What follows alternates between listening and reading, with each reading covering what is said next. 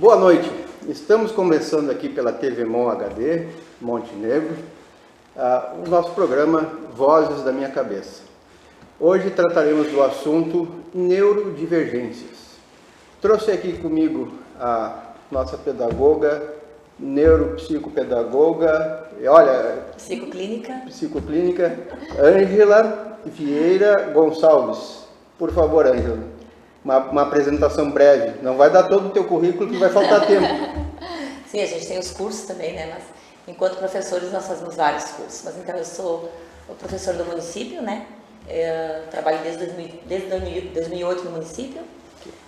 E sou neuropsicopedagoga, sou psicopedagoga clínica também. E é um prazer estar aqui, convite de Jordano, meu amigo querido, para tratar de um assunto tão importante, um assunto tão que as pessoas precisam entender, né, e saber. Tem tantos misticismos, né, sobre isso. E a gente veio aqui para ilustrar um pouquinho essas coisas. Elora, vamos ver, eu sei que é Garcia, mas tem mais um nome. Da Silva. Garcia da Silva. Nossa psicóloga com formação em TCC e terapia comportamental dialética. Então, formada pela Fevale, trabalhando em Montenegro e Novo Hamburgo. Isso. Psicóloga clínica, então, meu enfoque hoje é no atendimento infantil e de mulheres com sintomas de ansiedade e desregulação emocional. Então, hoje sou pós-graduanda em terapia cognitivo-comportamental para infância e para adolescência e tenho formação também em terapia comportamental dialética, DBT, para os casos daí adultos. Muito bem. Então, deixa eu explicar, eu sempre faço questão de explicar para os nossos convidados qual é a dinâmica do nosso programa aqui, qual é a ideia principal, né, do nosso programa aqui. Vozes da minha cabeça, não te preocupe que eu não sou esquizofrênico, né, doutora? Talvez. Mas assim, a gente tenta tratar questões sérias, mas com essa leveza, assim, com essa tranquilidade de poder brincar e ter uma conversa bastante leve. Mas a ideia o que é? É justamente pegar temas comuns da sociedade, alguns conceitos que a gente tem, alguns mitos, algumas lendas, confirmar ou dizer, olha, isso é bobagem, isso não tem nada a ver. Ou, em parte, é verdade, né? E aí a gente vai ajustando. Então, se traz um tema, se traz uma dúvida, e aí se traz as pessoas qualificadas para dizer, ó, Jordano, as vozes da tua cabeça estão completamente doidas, né?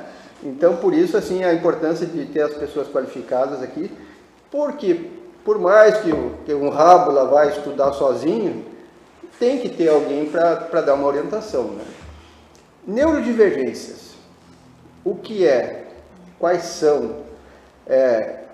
Então, assim, mas neurodivergência, por exemplo, o autismo, que hoje em dia é o mais falado, isso é uma doença? Isso tem cura?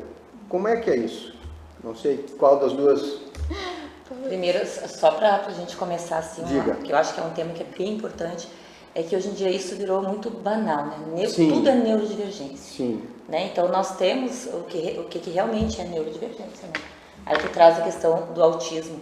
E eu conversava com a mãe, que eu atendi esses dias, e ela me perguntou, prof, o meu filho é doente, né? Eu atendo o AE da escola, Ana Beatriz Lemos, e aí eu disse, meu bem, autismo não é doença, né? Autismo é uma condição, né? É um transtorno. Então, existe, né, uma diferença entre transtorno, entre síndromes e entre doença.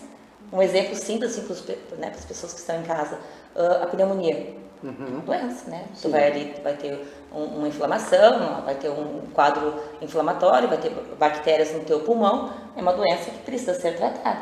O autismo não, o autismo é uma condição. Então, tu nasce com esse transtorno e aí as especificações desse transtorno é que vão fazer com que a gente tenha o diagnóstico certo e correto desse transtorno. Eu sempre trato a questão do cérebro, do funcionamento do cérebro, né, como linhas elétricas. E às vezes da pessoa atípica, né, a conexão não é exatamente como a das outras pessoas, né? Exato, é um funcionamento cognitivo diferente. E aí a neuroplasticidade dessas pessoas é diferente do típico, né? Perfeito, ótima explicação. Isso é interessante, né? Porque hoje a gente tem essa ideia também que parece que está tudo muito disseminado, né? Tudo é autismo, tudo é um transtorno. Eu acho interessante também pontuar que, por exemplo, o DSM, que é um livro que guia, né, os transtornos mentais, e isso ele passou agora por uma revisão, se não me engano, em 2023 ou 2024. E com isso veio novos critérios, novas formas de se diagnosticar o TEA, por exemplo.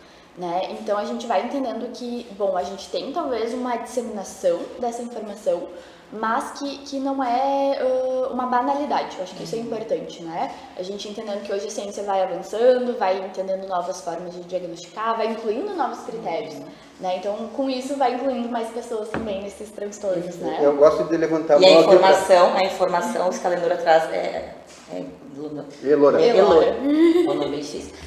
Essa questão da informação, Jordano, é extremamente importante. Porque assim, ó, tu vai, é muito fácil tu chegar no Google e clicar autista, ou tu clicar TDAH, né? Mas a gente tem que entender que o ser humano, né, a pessoa, que a gente não fala mais o autista, né? Nós falamos a pessoa, né, que tem essa patologia, essa condição que é o autismo. Então assim, ó, são pessoas extremamente diferentes uma da outra. Sim. Né? E para os profs que estão assim nos assistindo, não adianta ir lá na internet buscar atividade para autista, né? Porque somos seres singulares. Tu entende? Então, assim, existem os genes são mais de, meu Deus, mais de 100 genes, né? É mais de 100 genes. E todos eles com uma diferenciação. Então, cada pessoa é uma pessoa. Independente da patologia, ele é um ser singular. Essa semana, estudando isso aí, conversei com uma amiga lá de Rio Grande, que o filho tem uma mutação genética em um gene específico, e aí, para descobrir, foi uma briga enorme, né? E aí, eu até perguntei para ela, tá, e quais as consequências, quais os processos para melhorar a qualidade de vida, né? Então, é uma coisa muito específica, muito especializada para esse tipo de tratamento. Núria, um abraço. Me diga uma coisa, eu gosto sempre de fazer aquela pergunta que, às vezes, as pessoas de casa não passam batido e não tem como perguntar muitas vezes. Pode participar perguntando pelo Facebook, que a gente responde aqui. Mas, assim, TEA, TDAH, Asperger, o que são essas coisas? Eu acho importante só pontuar que a síndrome de Asperger está incluída no autismo hoje. Pois é. Ela é autismo justamente por isso. leve, seria o autismo leve. O autismo de suporte 1, né? Isso é bem interessante porque ela foi o início, né, dos estudos com autistas, entrou nessa questão de Asperger. Foi o professor, né, o médico que descobriu essa diferença cognitiva, né?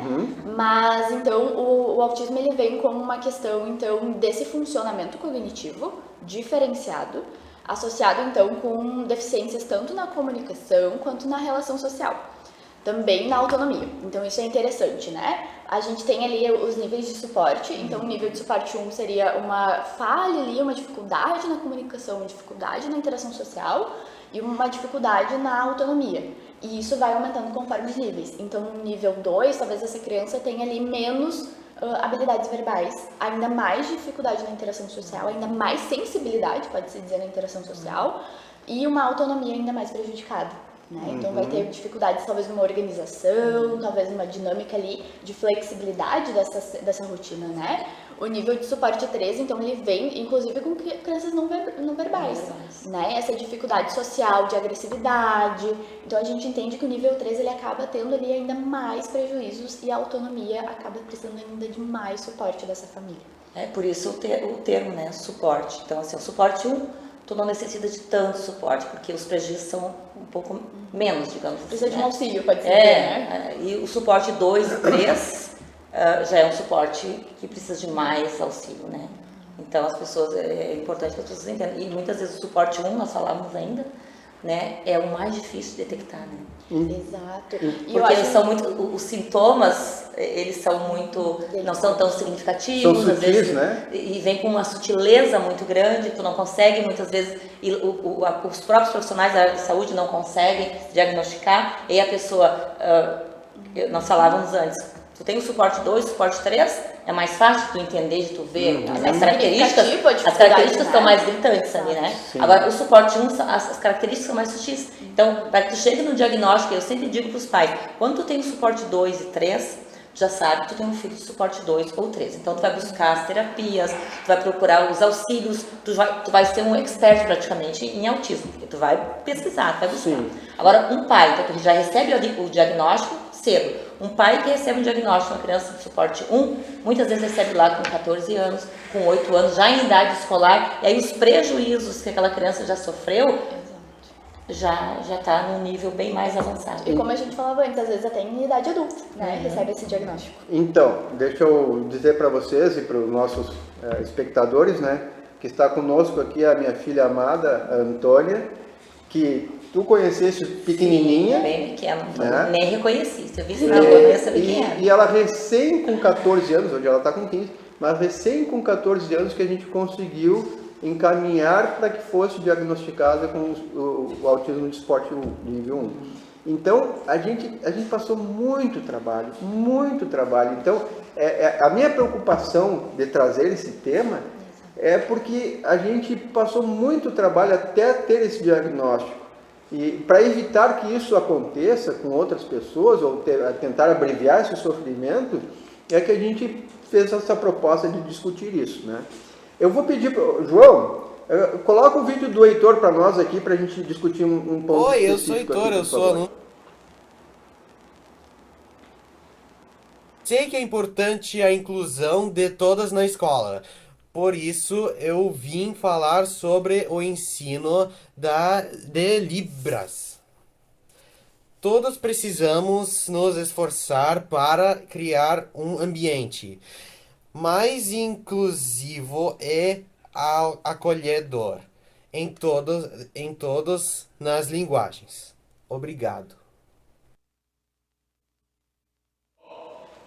Então, olhando assim, eu não tenho como saber, né, que a pessoa tem autismo, tem alguma dificuldade, é só uma dificuldade na fala. Elas não têm fenotipias, né? Então, o Heitor é filho de um amigo lá de Rio Grande, um grande amigo, muito querido. O Paulo depois vai fazer uma outra pergunta para nós, o pai dele, né? Mas vejo assim, que a gente percebe, esse menino tem 19 anos, a gente percebe que tem um pouco mais de dificuldade. A minha filha, se eu apresentar, ninguém sabe de nada, né? Então, isso que é o mais difícil. Então, quando a gente conversou e eu retornei para a minha psiquiatra, que ela foi diagnosticada com o espectro autista de nível de suporte 1, ela é resistente, a minha psiquiatra é resistente porque diz assim, olha, se tu coloca esse rótulo, muitas vezes a pessoa assume aquilo como o centro da vida, né? Então, também é um prejuízo. Então, tem que cuidar para que isso não vire só a vida em torno disso aí. Perfeito. Mas eu disse para ela, só que doutora, a partir deste diagnóstico, virou em mim uma chave onde eu passei a entender que respostas que eu queria dela, ela não tinha para dar da forma como eu queria.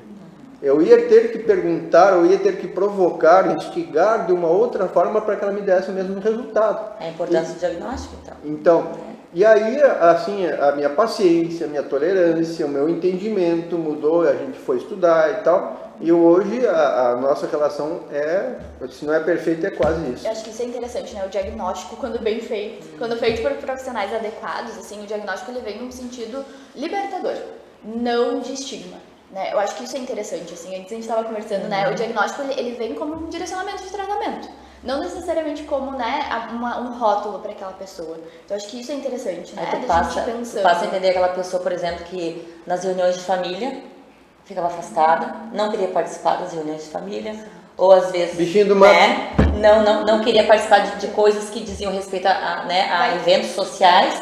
E aí depois, quando ele tem o diagnóstico, ele consegue entender, então tá, agora eu entendo, e até para a própria família conseguir lidar com essa situação, né, com essa divergência, enfim. E eu acho que o mais importante ainda é a gente entender que vai ter funcionamentos em que não vão mudar. né? Vai ter uma flexibilização? Vai, claro, vai ter uma interação social mais adequada, vai ter um entendimento mais adequado do seu funcionamento também. Mas talvez vai chegar num ponto que não vai ter mais flexibilização.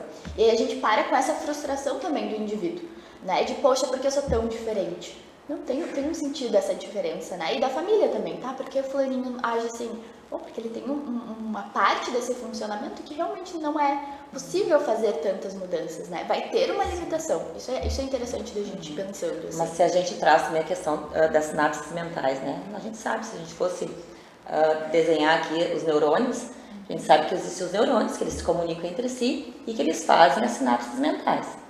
Quando uma criança, ela não é diagnosticada em tempo hábil, é diagnosticada lá com 14, com 9, 10 anos, quando ela perdeu de estímulos ali, né? Que poderiam ter sido feitos estímulos, terapias comportamentais, o ABA, por exemplo, Denver, que poderia ter sido utilizado para fazer com que acontecesse mais sinapses mentais. Então, ainda assim, existe o prejuízo. Então, o diagnóstico precoce, eu penso que é a chave de tudo. Ele minimiza esses prejuízos, né? Isso é muito interessante. Eu tenho um caso, assim, de um paciente que ele tinha muitas dificuldades de fala. Absurdas, assim, era uma criança com pouca comunicação. A gente chegou a pensar, né? Pensamos, ainda estamos avaliando a questão do TEA. Contudo, com a intervenção, tu já vai percebendo uma melhora da fala. Então, uma criança que não verbal, se ela tem um adequado tratamento, a gente entende que ela vai ter uma comunicação verbal mais adequada do que uma criança sem tratamento. Né? Ela vai ter um funcionamento social mais adequado do que uma criança sem tratamento. Isso é nítido, né? É nítido faz do dia a terapias dia, comportamentais justamente para que haja uma melhora significativa, porque é um transtorno. O que é um transtorno, né? Tu tá com a água aqui, daqui a pouco que tá aqui, ela tá me causando um transtorno, eu vou colocar ela um pouquinho mais para cá, para que melhore um pouquinho aqui o meu ambiente, né? A mesma coisa acontece com os transtornos do neurodesenvolvimento. Tu vai fazer as terapias, tu vai fazer os tratamentos, né, passíveis para que aquela terapia, para que aquele transtorno, então, ele deixe de ser um transtorno e a pessoa possa ter uma vida mais saudável, uma vida mais fluida, né, que possa viver em sociedade, que a gente... Então, deixa eu perguntar uma coisa, assim, né, aquela pergunta do leigo, né, transtorno de personalidade, patologia mental, muitas vezes assim, isso é só do caráter, é só do que aprendeu. Onde que se enquadram essas questões das neurodivergências? Porque depois eu vou anotar aqui algumas que eu elenquei aqui, né? Super interessante essa pergunta, né? Transtorno neurodivergente, geralmente ele vem associado a fatores do neurodesenvolvimento. Então, transtornos do neurodesenvolvimento. Quando a gente fala de um transtorno de personalidade, ele é desenvolvido ao longo da vida. Né? Ele vai ter ali um desenvolvimento na adolescência, a gente já vê sintomas, mas o diagnóstico vem só na vida adulta. Né? Um transtorno de humor, a mesma coisa. A gente vai entendendo que um transtorno de humor, muitas vezes o diagnóstico vem lá, né? Depois, 40, 50 anos, a pessoa tem esse diagnóstico. Quando a gente fala de transtorno neurodivergente e do neurodesenvolvimento, é interessante a gente pensar que ele é um transtorno que vem daquela criança desde pequenininho. Esse é o primeiro marco do neurodesenvolvimento, né? Do transtorno. É ser na infância, é ter sintomas ou características, ou então já ter ali um rastreamento na infância. Às vezes, a gente vai ter esse diagnóstico na vida adulta, mas aquele adulto já vai dizer, na infância eu era assim. Eu era assim. Né? Então, isso é o mais importante, né? A gente ir entendendo que os transtornos mentais englobam todos, mas que os transtornos neurodivergentes, eles têm esse marco muito com o neurodesenvolvimento infantil. Né? Então, ele é um transtorno que inicia já na infância. Então, reforçamos então que não é uma patologia, sim uma condição de funcionamento divergente, exato, uma condição atípica, né? Atípica, exato. Né? Tá bem. E aí, voltamos ao início lá. E isso tem cura? Se não é uma doença, então em tese não tem cura, mas tem como melhorar o funcionamento da vida da pessoa, a qualidade de vida. Traz a diferença entre transtorno e doença. Doença tu vai tratar. Né, e tu pode conseguir a cura. Uma pneumonia, por exemplo, se tu vai fazer todo o tratamento, tomar os antibióticos, o antibiótico vai fazer com que tu melhore. Agora, o transtorno, o que tu vai fazer? As terapias comportamentais, tu vai buscar os métodos, as terapias, as TOs, que no caso dos autistas é extremamente importante, a musicoterapia. Então, todas as terapias que tu possa fazer com que minimize aquele transtorno e que faça com que ele tenha uma vida melhor, para que ele possa conviver em sociedade, tu vai fazer. E aí a gente traz de novo a questão do diagnóstico precoce. Porque quando tu vem com um diagnóstico precoce, tu consegue fazer as terapias, tu consegue fazer... E também é importante dizer para os pais que estão assistindo em casa, que o tempo que as crianças passam numa terapia, numa TO, por exemplo, é em torno de 40 a 50 minutos. Em casa, eles passam mais tempo com os pais. Então, assim, ó, um alerta para os pais, para que eles, então, conversem com os terapeutas, esteja familiarizado com as terapias, porque lá em casa é onde as coisas realmente vão acontecer. Eu acho interessante também pontuar, assim, que a questão, né, do tratamento, assim, ele vem muito no sentido de amenizar esses sintomas, né? Então a gente vai ter ali, por exemplo, a questão social, né, do autismo é muito forte, mas a gente precisa citar o TDAH, porque o TDAH tem fatores sociais bem característicos, altas habilidades, né? Hiperfoco. Tem fatores bem interessantes, assim, desse funcionamento. O TDAH entra naquela questão do idioma? O TDAH é déficit de atenção e hiperatividade. Tá. Eu acho que é dislexia. Transtorno. Aí, será que é dislexia? Não, porque eu tenho um sobrinho que tem o autismo e fala inglês e fala japonês, né? Hoje ele está com 6, 7 anos de idade. É que vem aí a questão de algumas facilidades, né? Hoje em dia, até o termo hiperfoco, assim, a gente acho que não encontra, né, termos melhores, é um termo que hoje a ciência vem trazendo um pouco um desuso, mas ainda falta termo melhor, né? Mas pode-se dizer, um foco muito num assunto. A própria déficit de atenção. Não, na verdade, eles têm uma atenção muito grande, né? E eu acho não é um déficit, eles têm uma atenção muito grande. E eu acho importante citar também que nem sempre o déficit de atenção, ele vem com déficit de atenção e hiperatividade. Às vezes vem um ou outro. Isso é muito importante também. Mas é interessante o do tratamento, porque a gente tem a ideia de que, por exemplo, mas meu filho vai pra TO só pra brincar. Vai pra psicoterapia só pra brincar. E não, ali é um brincar organizado, né? E direcionado, né? Exato, e a gente vai entendendo, por exemplo, na psicoterapia, né, falando mais da minha área, assim, que a gente tem, por exemplo, inclusive explicações, né, de regras sociais. Quando a gente vê o coleguinha na rua, a gente precisa cumprimentar o coleguinha. Aí quais perguntas vêm? Mas por quê? Mas isso não faz sentido, tá? Mas eu não entendo. E a gente vai explicando, né? A gente chama de roleplays também, a gente então faz encenações com o paciente. Teu amigo veio te perguntar tal coisa. O que tu responde? Se ele perguntar outra coisa, o que a gente pode responder? O que a gente pode perguntar pra ele? A gente vai fazendo uma encenação. Vai treinando pra vida. Treinando. A gente faz uma organização, né? Eu acho que isso é muito interessante. Assim, mas meu filho tá indo lá só pra brincar com os bonequinhos. Mas nessa brincadeira tem tanta coisa e quando a criança sai, ela usa aquilo, né? E eu acho que vem muito com isso que a Angela falou, assim. Quando a criança sai de casa, a gente precisa desse estímulo, né? Então é interessante, assim, que às vezes a gente vem pros pais e a gente fala, fulaninho hoje trabalhou sobre os gostos dos amigos e a gente precisa que ele pergunte pros amigos sobre isso.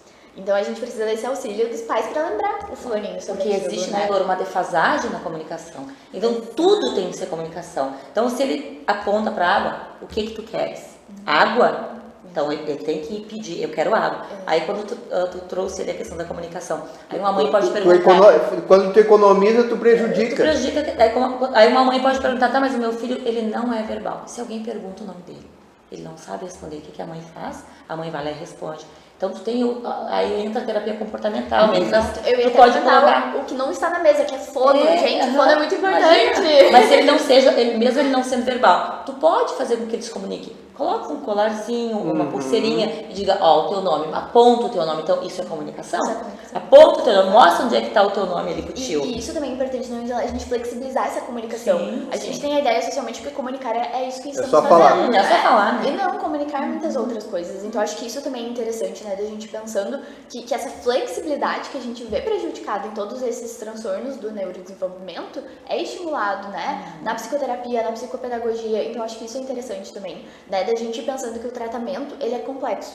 Ele não é com um profissional, ele não é com 2 profissionais. Multidisciplinar. Ele envolve, diversos profissionais, né? Terapia com animais, terapia com cavalos. Então, isso é interessante da gente ir pensando. E assim, o que me assusta muito, que eu vejo os pais que chegam para conversar, vai levar na neuro quando? Eu vou levar semana que vem, tá?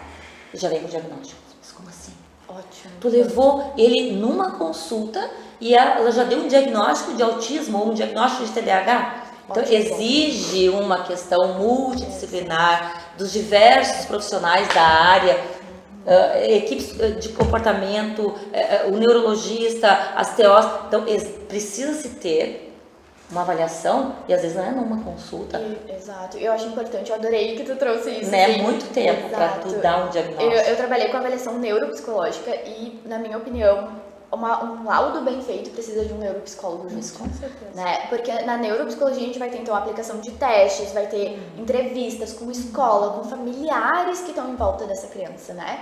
E aí a gente entende que vem o primeiro ponto, que é a escola. A escola percebe muitas coisas, a escola sinaliza e aí muitas vezes a família não faz essa procura, né? Mas eu gostaria de ressaltar, inclusive para os pais que estão em casa, assim, de que um diagnóstico bem feito, ele precisa de um neuropsicólogo. O neuropsicólogo vai ver a criança por 8, 10 semanas e aí sim vai elaborar um laudo bem feito e bem... E um diagnóstico bem feito, intervenções significativas. Exato, Né? perfeito, Se tu exatamente. tem um diagnóstico de um profissional, de vários profissionais, então o meu filho é suporte 1, ok. O meu filho é suporte 2, o meu filho tem TDAH, o meu filho tem dislexia, ok. Então agora quais são as intervenções?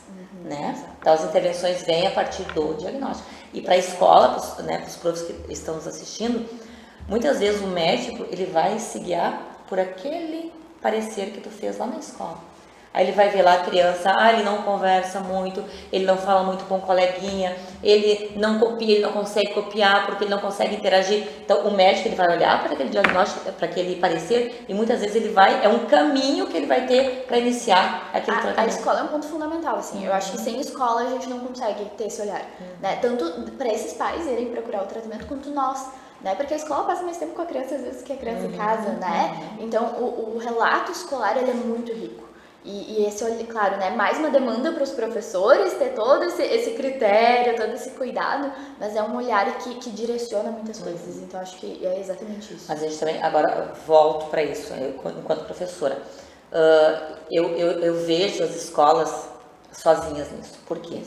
Porque tu é professor, a tua parte é a parte pedagógica, né? O que tu precisa dentro de uma escola? Tu precisa de um olhar clínico. Né? Porque o professor vai fazer a parte pedagógica, mas eu preciso de um olhar clínico para dizer como é que eu vou aplicar aquela parte pedagógica, né? Porque daí o professor vai aplicar de que jeito, se ele não tem o que eu vou fazer com essa atividade? Eu tenho atividade, mas como é que eu vou passar essa atividade? Aí vem onde entra então as terapias comportamentais, alguém da área que possa auxiliar os professores, que possa estar na escola, ir até a escola e ajudar tanto a equipe diretiva quanto os professores, os profissionais da educação, para poder estar lidando com aquele aluno, né? Porque é tudo muito novo, né? Meninas, Está em constante mudança ainda. Constante. deixa eu pontuar alguma coisa aqui, porque o assunto é rico, a gente vai, né? A gente falou, né? 3 dias. Então nós temos assim, do que eu anotei, o autismo, né? O TDAH, a dislexia, a síndrome de Tourette e a dispraxia, né? Então, esses os primeiros ali, o autismo, o TDAH e a dislexia, pelo menos para mim, são assim mais comuns, né? A dislexia, mais uma vez, falando como leigo, né? É a troca de palavras, de letras, né? A associação de palavras a objetos equivocados e várias outras coisas, né? Escrever o S ao contrário. Transtorno de aprendizagem, né? E estas outras aqui, a síndrome de Tourette, a gente conhece muito pelo Tourette pelas pessoas que acabam fazendo comédia com isso, né? E a dispraxia, o que é? Eu até tenho que pesquisar aqui, não sei de onde é que eu tirei. Tem um filme de a gente tem pouco tempo, se as pessoas ficarem curiosas para falar sobre Tourette, o filme é Toque Toque. Toque Toque. Ai, maravilhoso. Ele é maravilhoso. Esse filme eu já olhei acho que umas 4, 5 vezes, eu nunca me canso. E eu assisto de novo quando passar. A síndrome de Tourette, ela vem muito nesse sentido, né? De ser quase um espasmo, pode-se dizer, né?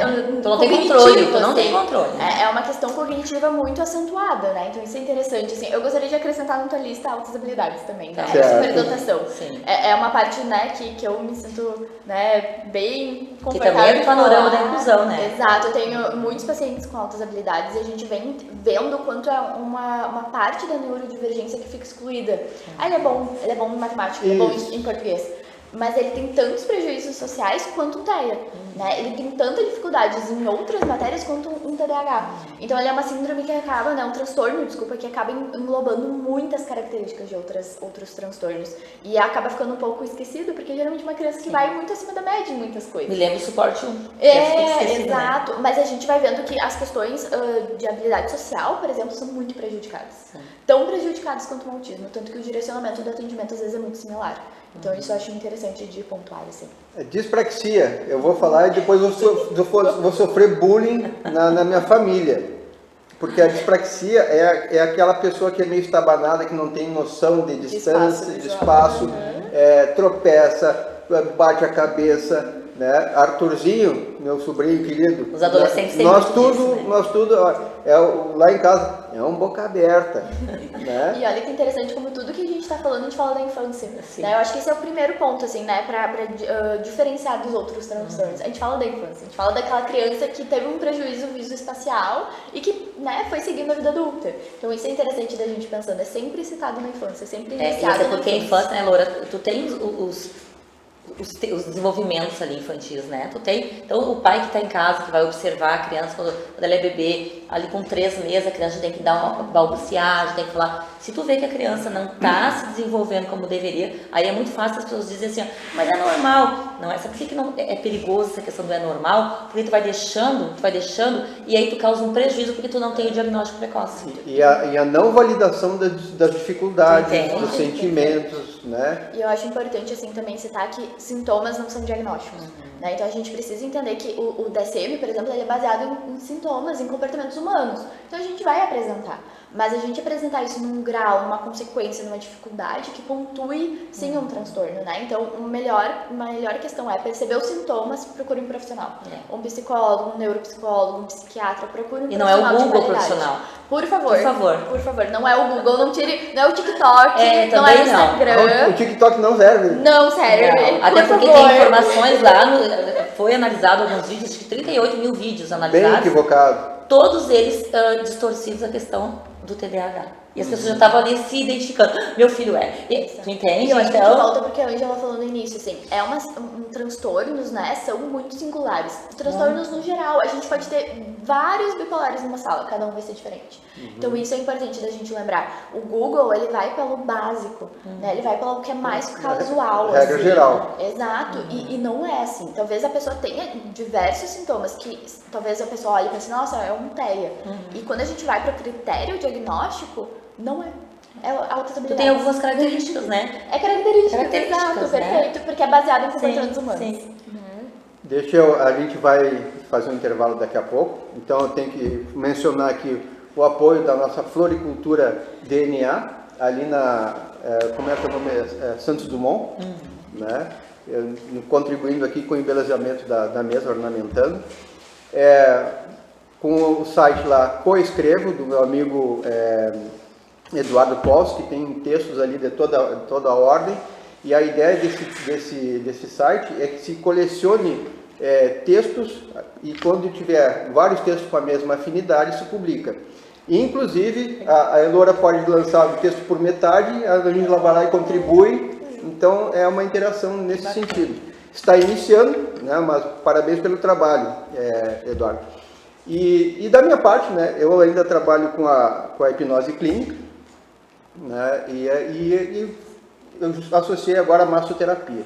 Então, a gente, quando trabalha a obesidade, além da questão do tratamento para emagrecer, a gente vai lá e faz a redução de medidas. Então, principalmente as meninas gostam muito dessa parte. Então, em seguida a gente volta e eu quero saber os critérios para a gente dizer o que é um, o que é o outro, a respeito do autismo. Algumas diferenciações.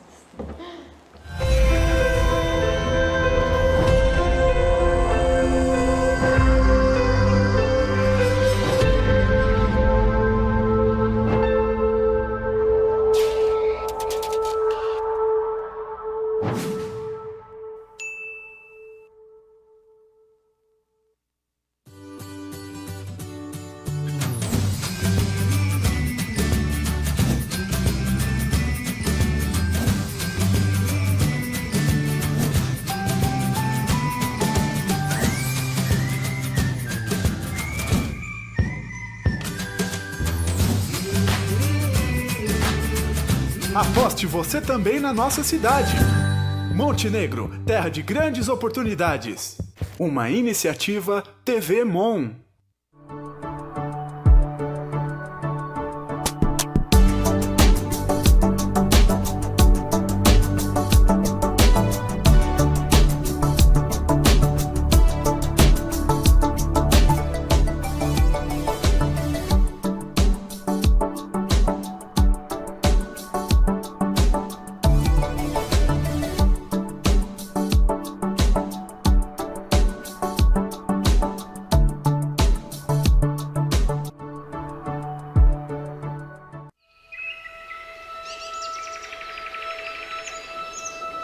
Você já parou para pensar no que realmente é a beleza?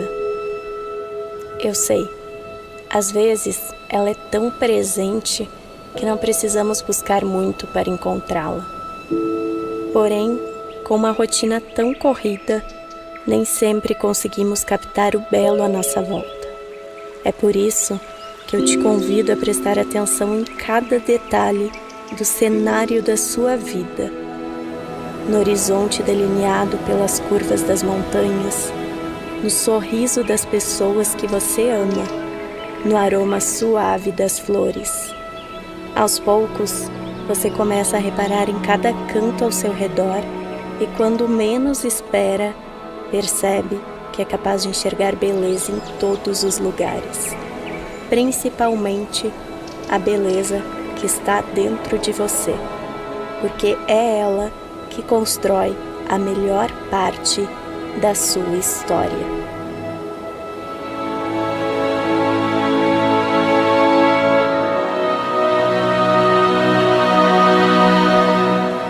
Garden Rose Club, BR Incorporadora.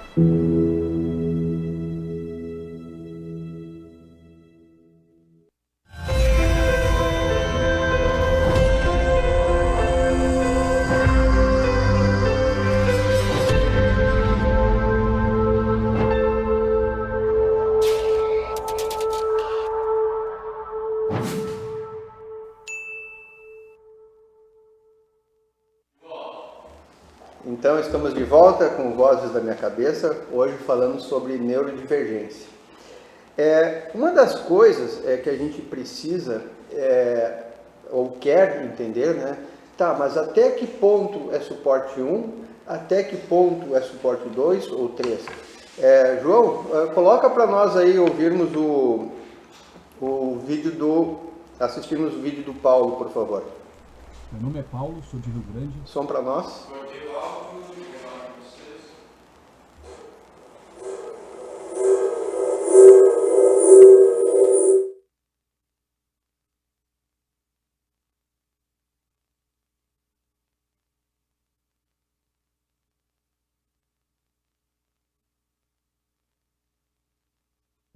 Meu nome é Paulo, sou de Rio Grande, sou pai do Heitor, um rapaz de 19 anos autista. O Heitor, ele tem nível de suporte 1, às vezes 2, e a nossa maior preocupação hoje é com relação ao autismo, à sexualidade, né, do autista, como ele não demonstra hoje interesse por questões afetivas, né, de relacionamentos afetivos e principalmente com relação ao sexo, ele não demonstra esses interesses. A nossa preocupação dele nessa fase adulta é com essa questão. E outra situação nós não verificamos uma rede de suporte de profissionais para autistas na idade adulta, né, pós 18 anos, 19 anos. Essas aí são as questões que eu tenho a pôr.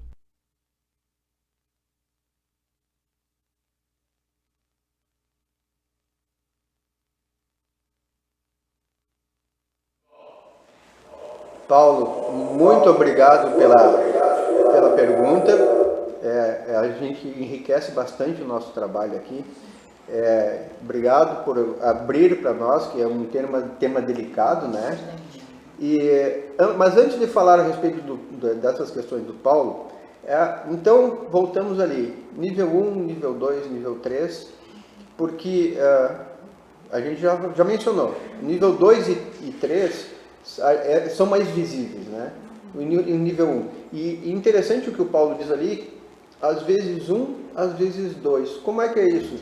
Isso é muito legal porque é um espectro, antes de qualquer coisa, né? Então, o espectro, a gente pode imaginar uma grande régua, onde tanto dentro do nível de suporte 1, quanto 2, quanto 3, ele vai ter variações. Então, talvez a gente tenha pessoas de nível de suporte 1 que tenham uma dificuldade mais acentuada, talvez mais leve, assim como no outros níveis de suporte, né? Então, é um espectro, ele varia. E o mais interessante ainda do autismo é que a gente vai percebendo que ele tem uma variação ao longo do desenvolvimento.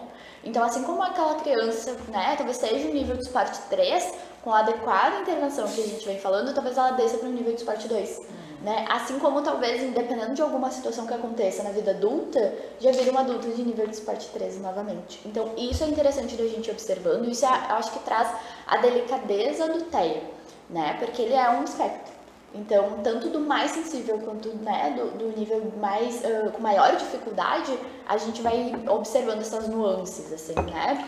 Eu achei muito interessante também essa pergunta, né? Claro, antes a gente já trouxe ali, mas o nível, os diagnósticos, né? Os sintomas do TEA, eles vêm muito associados ao que eu comentei antes. Então é a questão da comunicação, né? Problemas de comunicação, dificuldades de interação social, dificuldades na flexibilização, né? Tanto de padrões de rotina quanto de padrões cognitivos.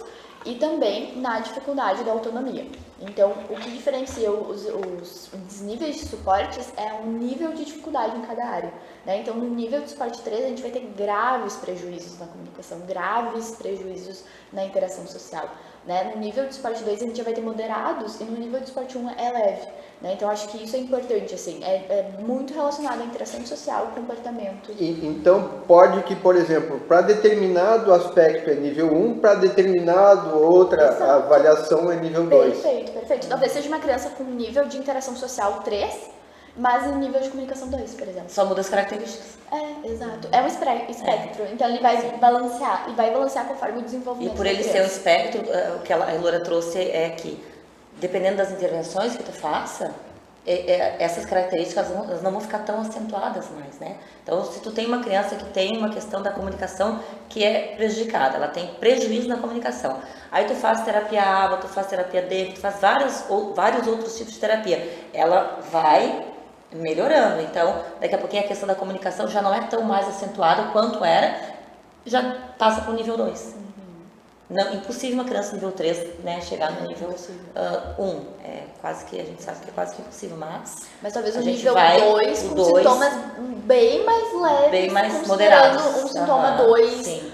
regular, assim. Isso é interessante, né? Imaginem uma régua com muitos risquinhos e a criança vai variando conforme dentro do seu espectro e no seu nível de suporte, inclusive. Mas não deixando de entender que esse cérebro, né, ele nasceu um cérebro com essa moldagem. Exato. Né? É um Vai cérebro ter diferenciado. limitações, vai ter né? limitações. Então, assim, ó, se tu for fazer hoje, com o avanço da neurociência, tu faz uma imagem de um cérebro de uma criança com autismo, tu vê que é ou um adulto, enfim, tu vê que é um cérebro diferenciado. Né? Então, é como se, eu sempre brinco com os pais dos meus alunos, nós nascemos com milhões de neurônios, né? E a gente perde, né? Nós temos com 80 bilhões de neurônios, perdemos 100 mil todos os dias, e tem mais as podas neurais. Então, quando essa criança, o bebê nasce, ele até os 3 meses, ele tem um excesso de células neurais, né? Ali com 5 meses, ele vai diminuindo. O que acontece no cérebro da criança com autismo, né? Não diminui. Então, é um excesso de células neurais, onde causa toda essa confusão e às vezes uma criança que grita, que chora, o que é? Ela não está conseguindo se comunicar, é muita confusão que tem naquele cérebro, é muito excesso, né, neural ali que faz com que ela tenha essa confusão mental. Antes de passar para essa parte da questão sensorial, que é bem importante, texturas, sons, luzes e tal, eu tenho um irmão que participou conosco aqui, que é advogado. O direito faz parte das humanas, mas o doutor parece que é das exatas. Por quê? Porque ele diz assim, tá, mas eu quero critérios. Ele falava a respeito da perícia psicológica, psiquiátrica. Tem vindo, né? Faz tempo não. Então, e ele diz assim, tá, mas como que o perito, qual é o critério, qual é o nível, qual é o índice que um perito vai avaliar se a pessoa tem essa ou aquela patologia, no caso que ele estava tratando, e para nós aqui, do TEA, por exemplo, quais são os critérios, quais são os índices? Isso tem uma parametrização exata para que a gente possa Para que não seja subjetivo, eu olho, tu claro. é Não, mas autista. isso, a Elora trouxe essa questão do DSM, né? É, Tinha o exato. DSM-4 antes, que daí eram várias, tinham vários tipos de pessoas ali, né? Aí o DSM-5 vai e traz isso, colocando todos no E o espectro do autismo. DSM-5-TR traz ainda mais critérios, assim, claro, Para, só um pouquinho, só um pouquinho. O que é DSM? Manual de Doenças Internacionais. transtornos mentais. Manual. Dos É o manual transtornos de mentais. transtornos, doenças e transtornos. Ah, tá, não é o CID. Não, é diferente. não. O DSM ele é mais voltado para psicologia e psiquiatria, né? Então ele é muito dessa área, eu acho que na neuropsicologia, neuropedagogia, muito para essa parte. Ele tem diversos critérios. A gente vai passar a noite toda Que a aqui gente tá falando. trazendo, né, Loura? Só coisa. A gente tá trazendo estou autismo. estou Mas lá no trazendo uma DSM linguagem- tem milhões e milhões Estou e milhões trazendo de uma outras linguagem patologias. simples aqui. Claro, a gente tem escalas hoje para o autismo, para TDAH, temos diversas escalas, testes, né? Testes psicométricos, então Clínicos. medidos cientificamente dentro de uma população X, Y, né? E a gente entende que, assim, tem critérios, por exemplo, sensibilidade ao som, dificuldade de manter relacionamentos, dificuldade de iniciar interações sociais, dificuldades com barulhos, trocas de rotina, dificuldades com, por exemplo, texturas que a gente comentou. Então a gente vai entendendo que sim. A seletividade alimentar. Seletividade alimentar, atraso na fala, isso eu acho que é muito importante pontuar. Atraso na fala é muito comum no TEA e em outros transtornos também. Então a gente vai percebendo que tem sim critérios. Contudo, essas escalas são várias escalas, né? Não tem um único instrumento. Não é só um. E a gente Exato. confunde ele agora, porque mais ou menos 80% das pessoas que nascem, né, que são TEAs, também tem TDAH. A comorbidade é muito comum, Muito assim, comum. a gente tem a ideia que a comorbidade entre transtornos, ela é única, assim, né? É um caso raro, não, é muito Não, comum. muito Geralmente quem tem um transtorno mental tem mais de um, então isso também é importante citar. Mas, por exemplo, um teste muito utilizado é o VISC, ele é um teste de inteligência para medir o QI. Contudo, ele é um teste extremamente rico para percepção visoespacial, ele é um teste extremamente rico para questões, né, ali de flexibilidade, então tudo isso é interessante, né? A gente vai ter um olhar muito mais clínico no TEA. Então vai ter, claro, mensurações, vai ter ali principalmente para definir o nível, né, de suporte. Contudo, para o diagnóstico, o olhar clínico ele é muito importante. Então esse olhar ao longo dos testes, ao longo das entrevistas, ele é muito, muito singular. Nós muito tínhamos importante. tu traz o VISC, nós tínhamos uma aluna que ela já tinha feito todos os, né, enfim, ido em vários profissionais, tudo bem. Ela faz o teste VISC, deficiência intelectual. Exato. Entende?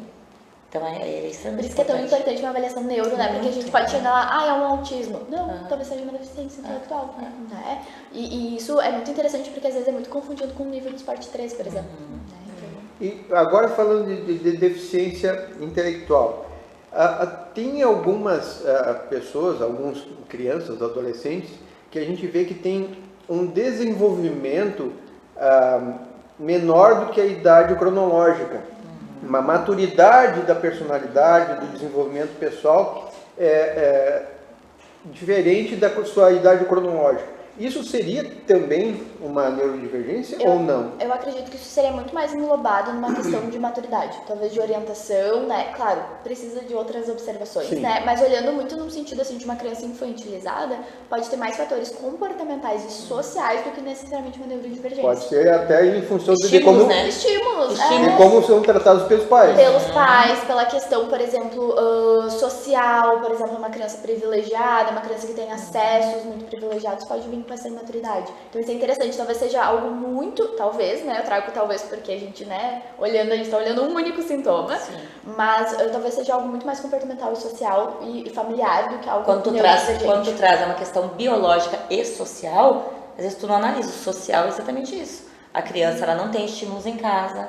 Muitas vezes tu até pode nascer com o espectro do autismo, mas se tu nasce com o espectro e tu não é condicionado a estímulos, tu pode piorar os sintomas.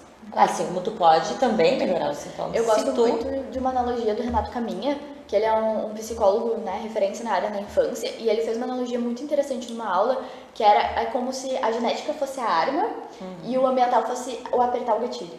Então a criança já vai ter uma predisposição, mas o ambiental aperta esse gatilho. O meio influencia, né? E influencia. Então isso é uma analogia muito simples, mas eu acho que explica muito bem essa função. Muito bom mesmo, né? E aí, a questão assim, nós temos também a questão da identidade, né? Do estigma. do próprio termo, né, de neurodivergência, que, como diz num documento que eu li ali, que esse termo não é um termo imposto pela medicina e muito mais adotado pelas pessoas que são portadoras dessas neurodivergências, que acabam formando uma comunidade, né? E aí traz essa convivência mais pacífica, algo para fugir do rótulo, para fugir até do bullying, muitas vezes, né? Onde se encontram essas pessoas com esse apoio, né? Então, é uma forma também de inclusão, né? Eu acho que por isso que a gente vem falando até, né? Que vários transtornos acabam tendo sintomas muito semelhantes, né? Então, uma questão de uma dificuldade social, de uma dificuldade de comunicação acaba sendo muito semelhante. Então, a neurodivergência, ela vem muito mais exatamente nesse sentido, né? De incluir e de se reconhecer nesse grupo. E ela aparece para nós, né, na década de 90. A Leng, ela era uma socióloga, que ela também era autista. E ela traz esse tema, traz à luz do tema, né? E a partir daí as pessoas passam a ver melhor e analisar melhor o que realmente a neurodivergência vem com ela. E a partir daí, então, tu começa a analisar. A pessoa que tinha autismo, por exemplo, ela se escondia, ou que tinha alguma outra neurodivergência também se escondia. A partir de então, eles passaram a vir para a mídia, né? A ficar visíveis, e as pessoas começaram a entender o que realmente é o que é a neurodivergência. Quem são pessoas com neurodivergência? Quais patologias entram na neurodivergência? Tanto que todo o tempo, né, eu falo de transtornos do neurodesenvolvimento, transtornos de personalidade, transtornos, né, a gente fala de transtornos e não neurodivergentes, né, porque a gente, no DSM, por exemplo, ele é dividido nessas características, né, só que a neurodivergência vem nesse sentido, de identificação, né, não talvez de critério diagnóstico.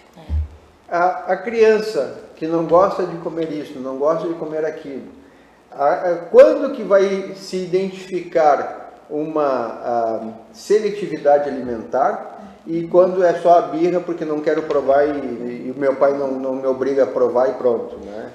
Quando é interessante uma Nutri aqui para responder. Capricho, mas isso que a gente trabalha com crianças, eu trabalho lá na minha escola com crianças com seletividade alimentar. Então, não é birra às vezes, não é birra, é porque realmente é uma questão cerebral. Tem crianças que eles não podem com o crect da bolacha. Exato. Né? Porque é a questão da sensibilidade lá na parte do cérebro sensorial. Essa percepção, né? Entende? A massinha, às vezes, a massa, eles enxergam a massa como sendo uma minhoca. Então, eles têm nojo da massa. Então, não é frescura, não é birra. A seletividade, ela vai para algo muito mais desregulador, acho que essa é a palavra da criança.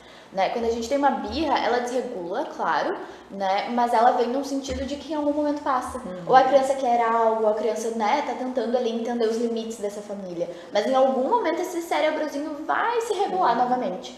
Na neurodivergência, né, no TEA, por exemplo, essa parte da alimentação, ela vem muito mais no sentido de seguir por mais tempo, né? De não ter essa adaptação social, de não ter essa adaptação. Eu tenho um aluno, por exemplo, que não come nada sólido.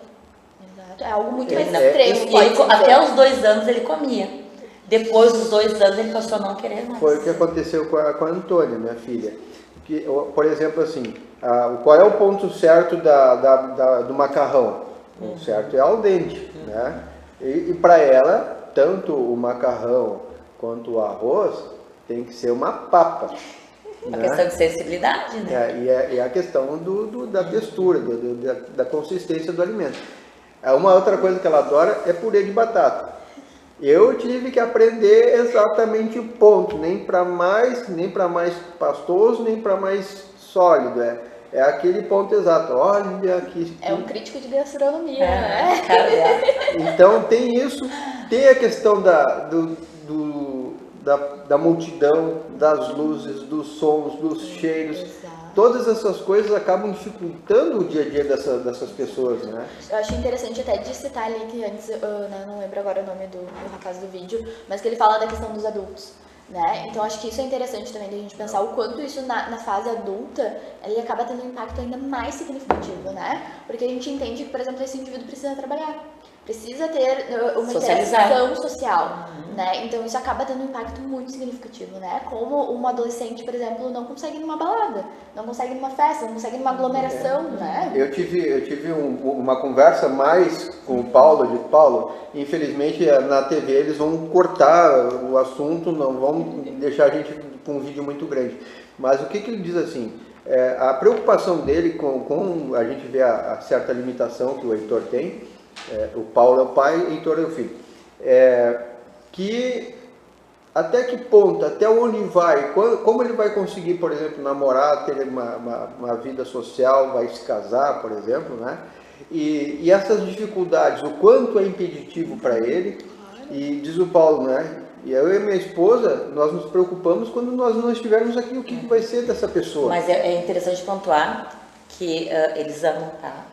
Eles Sim, amam. sim, Eles só não conseguem demonstrar, né? Porque é mais a questão E social. às vezes também não consegue ler, né? E eles não, então tu precisa dizer pra ele, ó, eu te amo. Tu demonstrar, às vezes eles não vão conseguir entender, mas tu tem que dizer, eu te amo, ou eu quero que tu faça, porque eles não vão conseguir ler aquilo que E aí tu quer. tem uma outra coisa que me lembra, né? Que, por exemplo, a Antônia agora não está tão complicado, porque ela está até com uma calça preta. Ela não podia ver cor preta. Ela não sentava numa cadeira preta, né? E toque também era uma coisa muito difícil. Como é que vai namorar?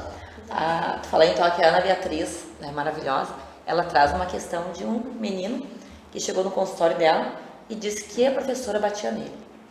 Ela ficou, mas como assim? Sim, ela me bate, todo dia ela me bate. Não, eu vou nessa escola pra ver, né? Ela vai na escola, senta lá atrás, e aí chega a professora de português. Chega, mas tu tá aqui, meu amor querido, e bate nas costas dele. E o que acontece? Ele aponta pra ela batendo, mas não, né? Então é a questão da sensibilidade, que eles Quanto mais diferenciado. subjetivo, mais difícil essa Muito, compreensão. muito, né? muito, Então acho que isso é importante também. Se eu pudesse dar um conselho, né, para esse pai, seria procure psicoterapia.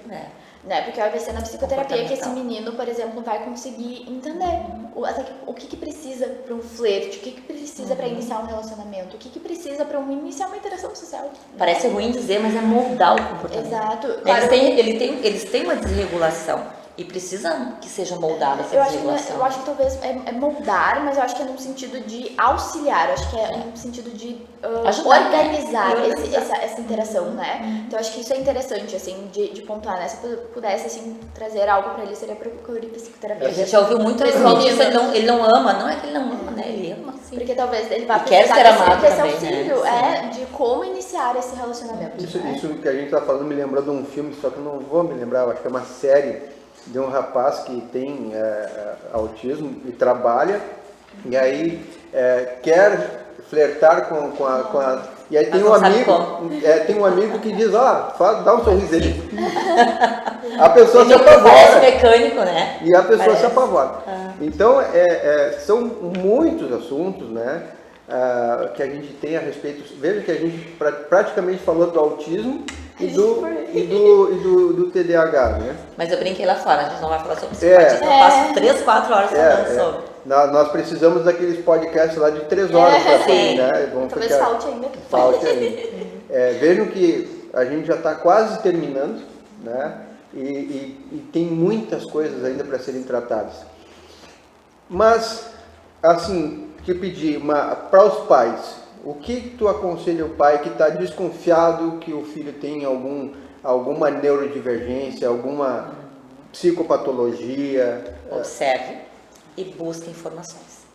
Observe ali as características, busca um profissional adequado, né, um neuro, um psiquiatra, para que esse profissional possa auxiliar esse pai. Né? E não se desespere. Que às vezes tu vai lá no Google, que a gente brincou antes, vai ver características, às vezes é característica do suporte 3, mas o teu filho é suporte 1, você se desespere agora, meu filho. Né? Então assim, busca um profissional adequado. Busca informações legítimas.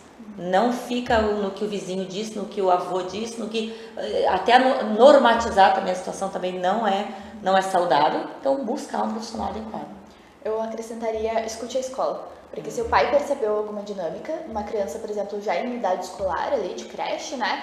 Ou escute a escola e procure um psiquiatra, um neuro, um pediatra, mas procure um psicólogo também. Vamos tentar rapidinho uma questão. Só voltar e se escutar a escola, às vezes muito cuidado, que às vezes tem os professores estão diagnosticando já, tá? É, Ele tem autismo. Exato, Ele tem autismo. escutar a escola no sentido de observação, É, tá, de gente? observação, Comportamento. porque- Exato. sim. As escolas que eu venho trabalhando têm sido Sim, adequadas, sim. felizmente. Uma questão assim, que me preocupa bastante é que às vezes o preconceito dos pais. Não, meu filho não, né? Então isso vai causar um prejuízo muito maior para as crianças, né? A gente trouxe antes, né, a questão das sinapses mentais. Quanto mais o diagnóstico é tardio, menos terapias tu vai conseguir fazer com essa criança, né? Porque é para isso e para várias outras coisas que as pessoas precisam estar abertas para um diagnóstico para poder tratar e melhorar a qualidade da vida dos filhos, né? O diagnóstico, ele vem no sentido de qualidade de vida, né? O diagnóstico bem feito, ele é libertador, né? Mas a gente precisa desse profissional adequado fazendo esse acompanhamento. Porque Meninas, se não tivermos, a gente vai rotular, né? nosso Mas, tempo acabou. É assim, para ver como passou que a gente nem viu. Mais uma vez, então, agradecer a Floricultura DNA, que nos brindou aqui com o nosso ornamento. E dá pra levar pra casa? Então, é exatamente isso que eu ia dizer. Olha, eu quero uma dela, então. É para as convidadas, né? Agradecendo. Antes que ele esqueça. Doutora Silvana, eu não esqueci, a sua está aqui, doutora. A nossa outra convidada que esteve aqui e vai receber também. Então, meninas, muito obrigado. Eu acho que o nosso trabalho aqui foi excelente, a gente conseguiu conversar bastante coisas, né? E espero que os nossos espectadores aí depois nos mandem os comentários lá, que nem deu tempo de eu ler nada. Respondemos nas redes, qualquer Sim, coisa. sim. Muito obrigado. Obrigada, a gente que agradece. Muito obrigada.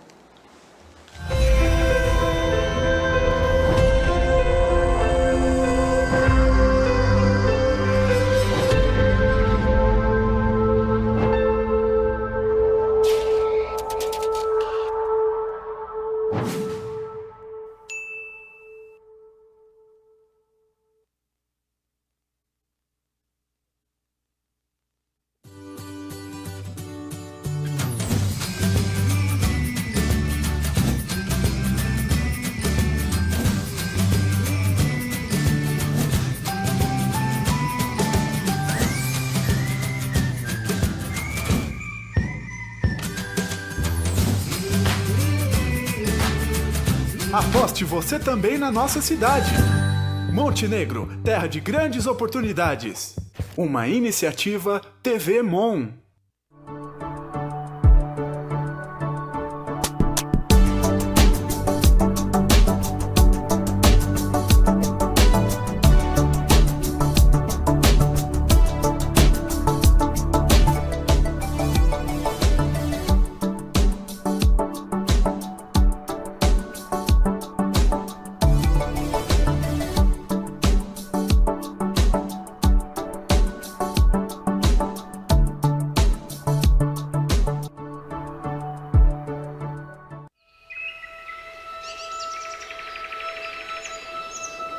Você já parou para pensar no que realmente é a beleza? Eu sei, às vezes ela é tão presente que não precisamos buscar muito para encontrá-la. Porém, com uma rotina tão corrida, nem sempre conseguimos captar o belo à nossa volta. É por isso que eu te convido a prestar atenção em cada detalhe do cenário da sua vida. No horizonte delineado pelas curvas das montanhas, no sorriso das pessoas que você ama, no aroma suave das flores. Aos poucos, você começa a reparar em cada canto ao seu redor e quando menos espera, percebe que é capaz de enxergar beleza em todos os lugares. Principalmente a beleza que está dentro de você, porque é ela que constrói a melhor parte da sua história.